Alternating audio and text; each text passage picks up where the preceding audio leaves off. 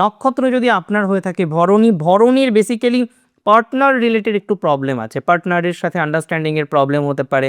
কোথাও যেন গিয়ে আপনি একরকমভাবে বোঝাতে চাইছেন, সে আর একরকমভাবে বুঝছে এবং আর একরকমভাবে আপনাকে বোঝাতে চাইছে। সো কোথাও যেন গিয়ে একটা ডিস্টারবেন্সের জায়গা হতে পারে। কাজ বাড়বে, ওয়ার্ক যে পরিবেশ সেটা ডেভেলপ করবে, আপনার কাজের প্রেশার বাড়তে পারে, কাজের প্রেশারও বাড়বে, সম্মানও বাড়বে। যদিও আমি বারবার বলেছি যে ভরণীকে, নরগণের এই জাতক জাতিকাদের যে কাজই আপনি করুন না কেন অবশ্যই বুঝে শুনে কাজ করবেন, বেগার শোধ একদমই করবেন না।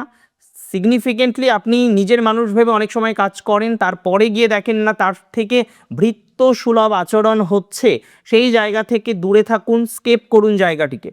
এবং আমি মনে করি আপনার হারানো কিছু, হারিয়ে যাওয়া কিছু, যেটা হারিয়ে গেছে বা কোনো একটা ইনভেস্টমেন্ট নষ্ট হয়ে গিয়েছে, কোনো একটা অর্থনৈতিক ডিস্টারবেন্স হয়েছে, কোনো কিছু চুরি হয়ে গেছে, এই ধরনের থেকে কিছুটা রিকভারি আসতে পারে।